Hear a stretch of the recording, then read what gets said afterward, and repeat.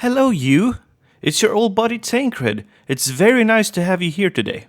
I think I'm probably not just speaking for myself, saying that there are days when I sort of mindlessly browse the Steam store, hoping to find something that catches my interest and makes me excited to do some gaming.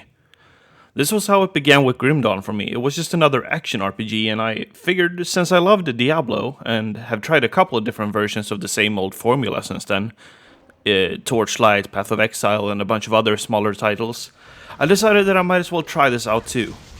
I actually really liked both Path of Exile and Torchlight. I liked the other games that I can't remember the names of as well. As a matter of fact, ARPGs are my favorite types of games. The combat is exciting, the character progression is the center of the experience, and it usually comes with really cool worlds and stories. But nothing quite scratched the same itch as Diablo 2 once did for me. So my point is, I didn't come in with high hopes for this one, but oh boy, did it surprise me. Let's start with a bit of context for the world of Grim Dawn. No major spoilers of course, but the world of Grim Dawn is a sad one, which shouldn't come as a surprise to you, seeing as how it's kind of a staple within the ARPG genre that the worlds have tragic backstories. Here, humanity is on the brink of extinction, not only having to fight the ethereals that were the cause of the Grim Dawn itself, nearly wiping out humanity entirely and then raising the dead as mutated undead, and sometimes even messing with the living by inserting aether crystals in their flesh that corrupts them, but also the Chthonians that are beings from the void, who can be likened to demons, and they're continuously being called forth into our world by the cult of Chthon, who worship the horrors and hold occult rituals in their honor. On top of all that, there's also infighting between the different desperate human factions that are trying to find safe places to survive. This is where you come in. You have been found to be overtaken by a being of darkness and sentenced to be hung. But it leaves your body at the last moment, not wanting to die with you, and you are instead left with strange abilities, eventually becoming the champion in the crusade to save humanity. Just to set the expectations here a little bit, one thing you shouldn't expect from Grim Dawn is high quality cinematics and presentations throughout. It won't be like Diablo, where each act there's an epic cinematic and not every character will be fully voiced. But the story, the world and the lore is still really cool, and I think that if you pick up the various lore notes scattered around the world, which you should be doing either way because they give you experience upon reading them, and you actually take the time to read them, you'll find some pretty cool stories being told in this game. With that said, there is one thing that I love more about the way we interact with the story in this game compared to those high-budget giants within the genre. Different playthroughs will have different outcomes in various ways depending on your choices. You can choose to kill or save people out in the world, and alive they may offer you things that you couldn't get otherwise. Or maybe it's more rewarding to kill them and see if they drop you a legendary. Who knows? It's up to you. Since Grim Dawn follows the same formula as Diablo 2 with 3 difficulties, and the choices you made in one difficulty don't affect the ones in the next, I tend to do whatever I feel like, not giving a damn about the consequences on the first 2 playthroughs. But then on the third, I go for what I know will be the best in the long run, giving me access to the maximum amount of items and whatnot. Worth noting is that if you do all the content in the game with the base game and both story expansions, you might end up somewhere around 70 or 80 already after the first difficulty. And if you're the kind of person that doesn't like playing through the same stuff over and over, there are items in the game that help with that. For example, there's a faction in the Ashes of Malmouth expansion that offers an experience boosting scroll that helps you level up faster on your alts. There's also an item that allows you to go directly to the ultimate difficulty on a secondary character, so that you only need to play through the story once on every character but your first. Now let's get to the gameplay. I went into this game entirely spoiler free, and I just quickly found one thing after the other that I just loved. So let's talk about it. Grim Dawn has first and foremost nailed one of the most fundamental concepts of any RPG. Leveling is actually fun. Why is it fun? Well, first off, it's because of the skill system. It's fantastic. Initially getting 3 skill points per level and deciding whether I wish to invest it into skills or just progress the class I chose is interesting enough, but then at level 10 you're in for another surprise. Yup, this is a dual class system, meaning that you might have started with Necromancer, but you can then at level 10 also start putting points into Arcanist to become a Spellbinder. That's just a specific name assigned to that combination of classes, So if you choose 2 other classes, obviously you will become something else, like a soldier plus an oathkeeper becomes a warlord. Obviously, this system allows for some interesting combining of abilities, but it doesn't end there either. As you slay your way through the world of Cairn, as it's called, you will encounter devotion shrines. Some of them in your direct path, while some require a bit of exploration, and some of them are even hidden behind secret doors or secret quests. These have a requirement to unlock them, but they're usually pretty simple, like give the shrine a specific crafting component or defeat a monster pack that spawns when you interact with it. Once you've completed the requirement for the shrine, you will get a devotion point, which adds even more depth to the already interesting skill system. With devotion points, you will progress through this map of constellations by filling the requirements for any given constellation. The rat here requires 1 pink or chaos point, which you can get early on just by choosing the health bonus in the crossroads where you start off. Like this, you will move toward things that help your build, but it isn't just all passive bonuses either. Some of the stars that make up a constellation are actually skills that you attach to skills you've already chosen in your classes. For example, the Scorpion constellation has a bunch of bonuses to poison damage, the physique stat and offensive ability. But down here, there's an ability called Scorpion Sting, which says, spines coated with deadly toxin erupt around you, and it has 25% chance to trigger on attack. This means I could attach this to a skill that deals damage and have it trigger around me 25% of the time. This could also work on a pet, and the spines would then originate from the pet as it attacks. Now, this deals poison damage, which means it's only really relevant for specific types of builds, but I hope you're starting to see the potential here. Now, the skill system isn't the only reason I love leveling a new character in this game. Itemization also plays a big role, of course, seeing as it is an ARPG and all. You'll pick up items that give bonuses to skills you might want to try, and I really encourage you to do so considering that it's very cheap to actually respec your skills. One thing I find really cool as well is that you'll find set pieces already from a very low level that might make you rethink your early decisions or focus on a completely different concept, like pets or retaliation for example. Grim Dawn is also a fairly difficult game and you will most likely be dying a few times in your first playthrough. This is most of the time due to lacking resists. Therefore, from around level 20, you will be puzzling together a decent amount of resistances on your equipment to adapt to each area. When you've played the game a few times, it becomes a game of knowledge where you know what you will want to hit in terms of resistance thresholds for each area and difficulty. Which resistances you get on your armor is partially dependent on RNG, in other words, which rolls you get on the items. But you actually have a decent amount of control of your resistances anyway. This control comes from the game's socketing system. In most ARPGs, you have gems to put into sockets on your weapons and armors. In this game, every weapon and armor technically has 2 invisible socket slots. One for components and one for augments. The components are found all the time throughout your travels, dropped from monsters, chests, and quests. Some components can only be crafted as well, and only after unlocking them from faction vendors once you've reached a certain reputation tier with them. Once you've put a component into something, you can't get it out easily. The only way to do it is with the help of a vendor you'll unlock through quests, that allows you to tinker with equipment and either keep the component or the piece of equipment, scrapping the other. Many of the early components not only make it easier to survive, but can speed up progress with bonuses like speed and specific type damage bonuses. Augments on the other hand does not drop from anywhere. These can only be picked up from faction vendors on the later stages of reputation tiers. They are more easily replaced than components by simply putting another augment on the same item. Both components and augments are must-haves if we're gonna push the last difficulty and beyond into endgame content. In the endgame, it really is a bit of a challenge just getting all your resistances to max with the help of every component and augment you can get your hands on, considering the penalty to resistances on the higher difficulties and that you have to balance between defense and offense. It definitely can be a bit of a hassle when you get a new item for your build and you need to switch around your augments to fix this new item giving resistances for something you needed. But it also adds a bit of a min-maxing aspect to your gear that really matters, and that can feel really good when you've found a good solution. For components, it really helps having multiple characters, because once a blueprint is unlocked, you have it on all other characters, and that makes it easier to progress through the game for any secondary characters you might create. And speaking of blueprints, crafting is a huge deal in this game.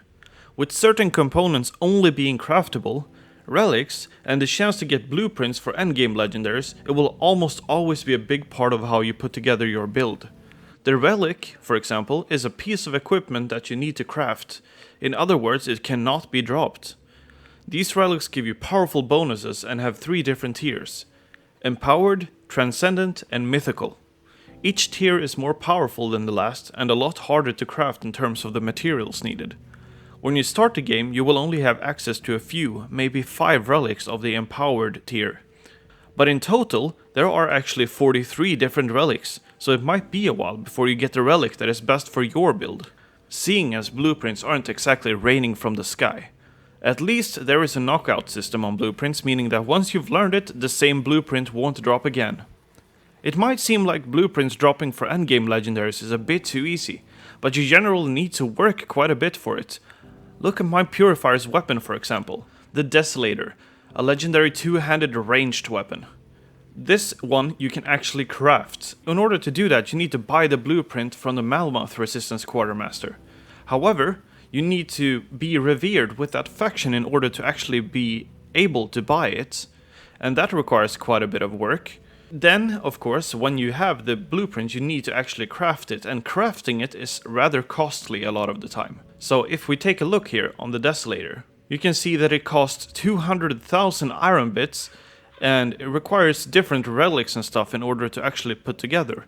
If we even take a look at one of the relics here, the seal specifically, you see that that in turn requires rare materials, a lot of iron bits, and even other relics that you need to craft in order to make it. And then you can keep going down this rabbit hole and you realize, hey, you know what, crafting things actually takes a while and it takes some investment. Then, of course, there's the components that we've talked about. This one has the Seal of the Void, specifically. It requires quite a bit of things on its own. It requires Ugdenblooms, which is a rare material, a bunch of various components, a little bit of iron bits, and it adds fire, chaos damage, and a bunch of other stuff, even an active ability on, or passive ability, it is actually. Similarly, I have it on my amulet as well, the Seal of Annihilation, and this one is actually crazy. This one costs 200,000 iron bits, a lot of Ugdenbloom, various materials, components, and all of that stuff. 200,000 is actually more expensive than some legendaries to craft. My Purifier's main legendary armor set is actually also almost entirely crafted. I got the blueprint for the helmet dropped, which is the only blueprint from that set that can actually drop. Nothing else can be crafted. And once I had gotten that one, I crafted the blueprint of the helmet 3 or 4 times and then transmuted the helmet into different pieces of the set. And all of this also costs quite a bit of various things like iron bits and material. This may also sound kind of cheap, but you have to keep in mind that there are a lot of blueprints in Grim Dawn. I'm closing in on 600 hours in this game, and I'm still getting new legendary blueprints almost every play session. The last major reason I love leveling a new character in this game is its world. Most games within the genre tend to stick to randomly generated landscapes, like it's the holy grail of entertainment and replayability. But I personally always liked Diablo 2 in single player, where it would save your previous world layout so that you had already discovered the places you had passed. In Grim Dawn, the world barely ever changes, aside from some paths being blocked occasionally, and it looks and feels like a real world. This helps with a couple of things. Aside from the immersion that it creates when it actually feels like a real world, it also brings a sense of mastering the world with it. What I mean by that is that, as I've already mentioned, Grim Dawn is a fairly difficult game. You may have some issues in various places and just die more than you would expect because you're lower leveled after dying a few too many times and you lost XP, or perhaps you just didn't have high enough resistances for the monsters you're facing. On the second playthrough, however, you might find some secret quests and areas that gives you extra experience. You might make a dialogue choice that gets you more experience and saves an NPC that later sells you gear. You also now know the damage type of the opponents in various areas a bit better, so you don't die as often to monster abilities and you can prepare your resistances before moving on. You will also know where several of the devotion shrines are and maybe go out looking to find a few extra ones hidden here and there that helps you with making your character more powerful in whatever way you choose. This is what mastering the world does for me. It gives me a sense of progression, not just in my characters, but in my knowledge and skill. And it feels great when a few playthroughs later, your progression is very smooth throughout the game.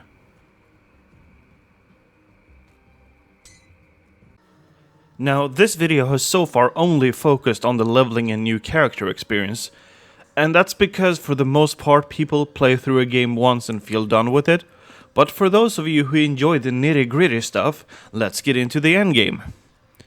So, when does the endgame start and what does the game actually offer?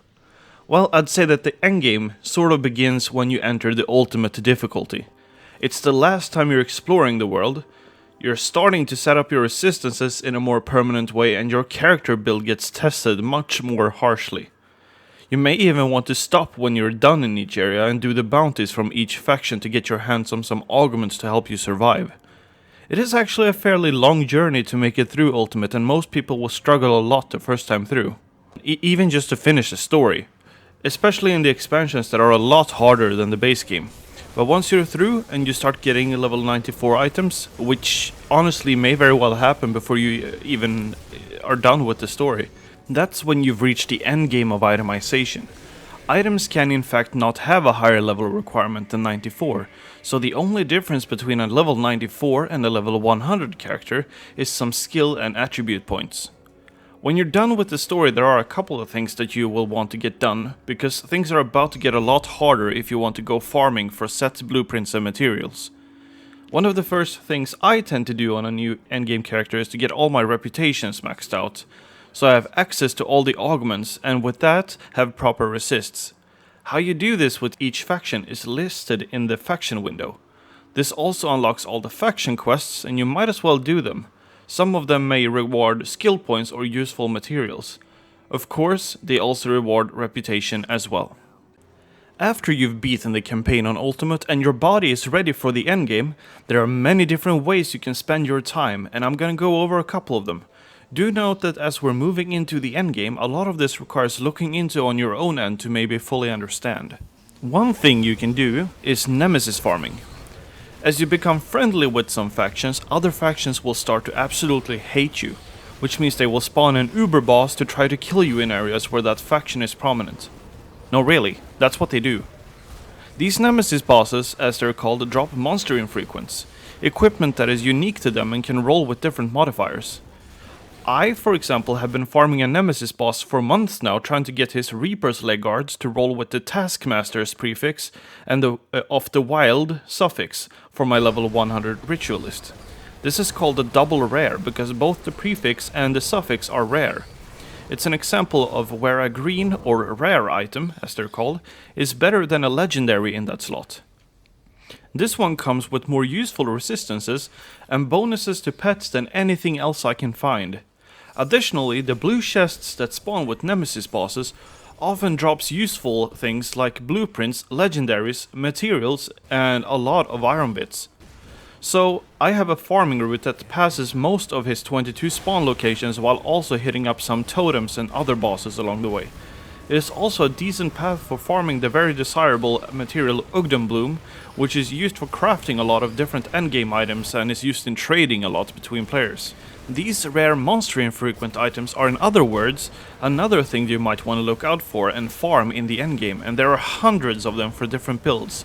And they don't just drop from these Nemesis bosses either, they drop from just about any monster out in the wild.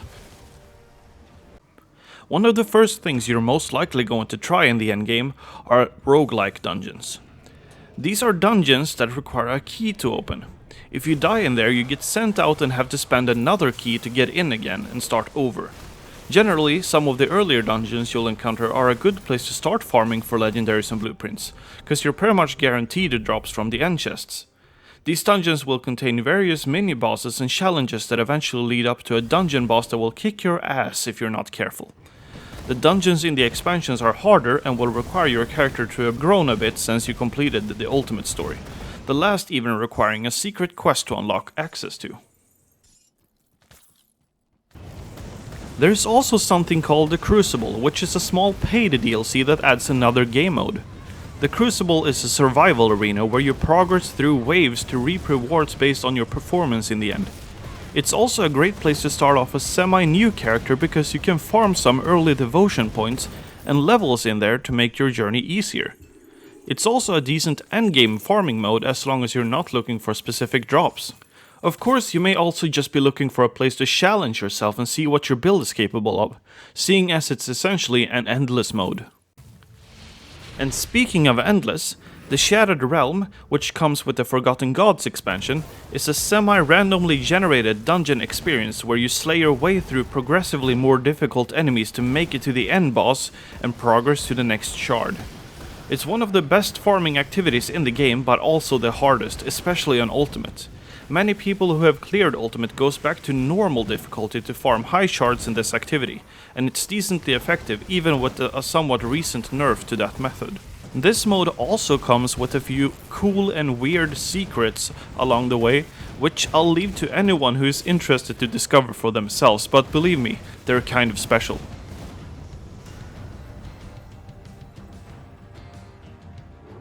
There are also a number of secret bosses throughout the game that are found through secret quests. The main point of these bosses is to test your characters from what I've understood, as they are insanely difficult, but they also seem to come with some cool rewards. For example, the Lokar boss drops a leveling set to equip on your alternative characters and get them up to max level faster. I've personally not bothered to face any of these yet, but I'm considering farming Lokar, the boss I just mentioned, for the leveling set. I would also like to point out that there aren't just secret bosses, but plenty of secret quests as well to be discovered. Some of them are very useful as well for you because they give skill points and attribute points. So you really if you really love this game, you're gonna be looking into how to do all of these puzzles and stuff along the way that you need to do in order to unlock the quests. But that's just another thing I really love about the game, because it's another part of mastering the world, as I mentioned earlier. Now, of course, no game is perfect, and I would also like to go over some of the critiques I have of the game real quick, because that's not the main point of this video, but I think that some of them are worth knowing about. So the first one is attributes. No game has ever made this work quite as they'd hoped, and Grim Dawn is no different. Every build ends up using physique above the others due to the defensive ability and health it gives. The Forgotten Gods expansion tried to change this up by making it so that all three attributes now give health, but it didn't end up changing the meta a whole lot.